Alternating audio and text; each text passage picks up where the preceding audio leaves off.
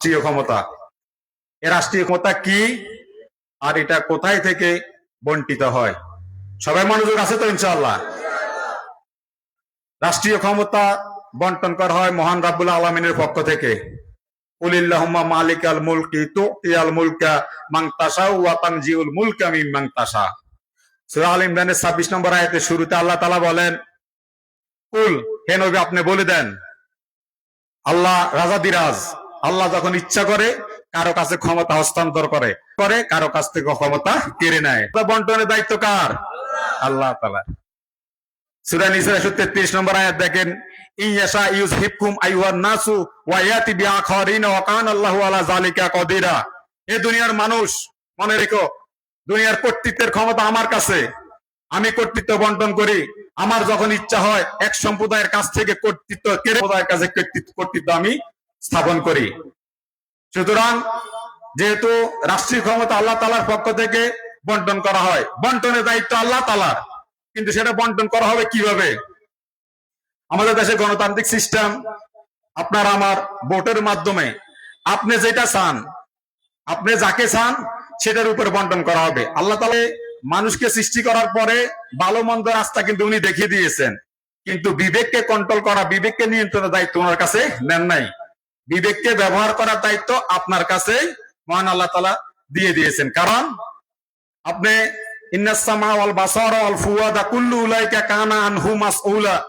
সূরা বনী ইসরাঈল 36 নম্বর আয়াত আল্লাহ তাআলা বলে, হে দুনিয়ার মানব গোষ্ঠী, আমি তোমাদের জীবনে তোমাদের দেহের তিনটা জিনিস সম্পর্কে তোমাদের কাছ থেকে আমি স্পেশাল হিসাব দিব। এক নম্বর হলো বিবেক। এই বিবেক আপনাকে ব্যবহার করে আপনি কোথায় কি করবেন সেটার উপর ফয়সালা করে আপনার দুনিয়ার সকল কিছু আল্লাহ তাআলার পক্ষ থেকে পরে নির্ধারিত হবে। আমার এক নম্বর কথা হলো কি, রাষ্ট্রীয় ক্ষমতা এটা বন্টন করা কোথা থেকে? আল্লাহ তাআলার পক্ষ থেকে। এবার আসেন ভোট। যেহেতু এটা ভোটের মাধ্যমে আপনি দিবেন, খুব মনোযোগ দিবেন, এখানে অনেক ইস্যু কিন্তু লুকায়িত। ভোট, এ ভোট কি? ইসলামী দৃষ্টিতে, ইসলামী যারা শায়েখ, ইসলামী চিন্তাবিদ, ওদের দৃষ্টিতে ভোট হচ্ছে 4টা জিনিসের সমন্বয়। 1 নম্বর হচ্ছে সাক্ষী, 2 নম্বর হচ্ছে সুপারিশ, 3 নম্বর হচ্ছে কর্তৃত্বের স্বীকৃতি দান, 4 নম্বর হচ্ছে আমানত। এই 4টা জিনিসের সমন্বয়, সমষ্টিগত রূপ হচ্ছে ভোট।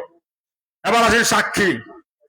আপনি দুনিয়ার জীবনে যখন কাউকে সিলেক্ট করবেন, কারো পছন্দ করবেন, ভোট দিবেন, আপনার এই ভোট যদি সত্য, ন্যায়, যোগ্য, সৎ ব্যক্তির কাছে যায়, তাহলে আল্লাহ তাআলার কাছে ওইটা সত্য সাক্ষী হিসাবে পরিগণিত হবে।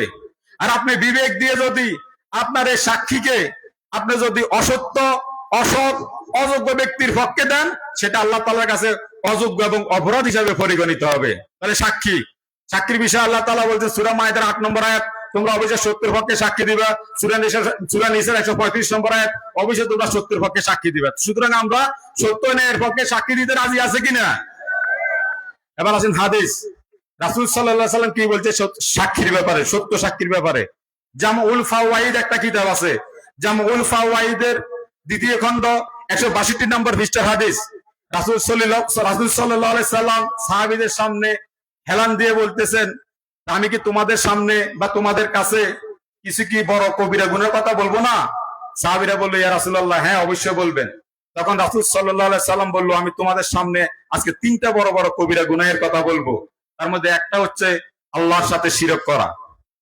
আল্লাহর সাথে শিরক করা এটা কিন্তু খুবই কঠিন গুনাহ। এটা খুব কঠিন, এটা আল্লাহ কখনো ক্ষমা করে না। আল্লাহ কখনো এই গুনাহ ক্ষমা করে, সেটা আপনারা জানেন। আর 2 নম্বর হচ্ছে পিতামাতার অবাধ্য হওয়া। আর 3 নম্বর হচ্ছে যখন 3 নম্বর কথা বলতে গিয়েছেন, তখন রাসূল সাল্লাল্লাহু আলাইহি সাল্লাম এভাবে হেলান থেকে সোজা হয়ে বসলেন। তার মানে এটা খুব গুরুত্বপূর্ণ। 3 নম্বর পয়েন্টটা রাসূল সাল্লাল্লাহু আলাইহি সাল্লাম বলছে, তোমরা অবশ্যই দুনিয়ার জীবনে সত্যের পক্ষে সাক্ষী দিবা, ন্যায়ের পক্ষে সাক্ষী দিবা। মনে থাকবে তো ইনশাআল্লাহ? আমাদের প্রথম হলো সাক্ষী, 2 নম্বর হলো কি সুপারিশ। মানে আপনি এই লোককে সমাজ প্রতিনিধি, রাষ্ট্র প্রতিনিধি, ইউনিয়ন প্রতিনিধি, সকল ক্ষেত্রে, যে কোনো প্রতিনিধিত্বের ক্ষেত্রে আপনি তার ব্যাপারে আপনি সুপারিশ করতে যাবেন। এটা হলো আপনি সুপারিশ। ভোট, এটাকে আমি ভোটের ব্যাখ্যা বলতেছি। আপনি সুপারিশ করবেন। এবার সুপারিশ আসেন, মাইয়াশফা শাফাআতান হাসানাতান ইয়াকুল্লাহু নাসিবুম মিনহা ওয়া মাইয়াশফা শাফাআতান সাইয়্যাতান ইয়াকুল্লাহু কিফলুম মিনহা। সূরা নিসার 85 নম্বর আয়াত আল্লাহ তাআলা বলেন, দুনিয়ার পৃথিবীর যদি কোনো মানুষ ভালো কোনো কিছুকে প্রতিষ্ঠিত করার জন্য সুপারিশ করে, সমর্থন করে, ওই ভালো কোনো কিছু থেকে আমলকারী যতটুকু আমল পাবে, আর যে ব্যক্তি প্রতিষ্ঠিত করার ক্ষেত্রে সুপারিশ করে গিয়েছেন, সমর্থন করে গিয়েছেন, সহযোগিতা করে গিয়েছেন, আল্লাহ তার আমল নামায় সমপরিমাণ আমল লিপিবদ্ধ করে দিবেন। ঠিক সেম উল্টাটা যদি খারাপ কোনো কিছুর পক্ষে, খারাপ কোনো কিছুর ক্ষেত্রে যদি আপনি সুপারিশ করে দিয়ে যান, খারাপ কোনো কিছু যদি প্রতিষ্ঠিত করার ক্ষেত্রে যদি আপনি সমর্থন করে যান, সহযোগিতা করে যান, ওই খারাপ কিছু থেকে যত পাপ আসবে, এই পাপ যিনি পাপ করবেন তার আমল নামায় যত পাপ লিপিবদ্ধ করা হবে, সমপরিমাণ পাপ আপনারও আমল নামায় লিপিবদ্ধ করা হবে। এবার আসেন 3 নম্বর,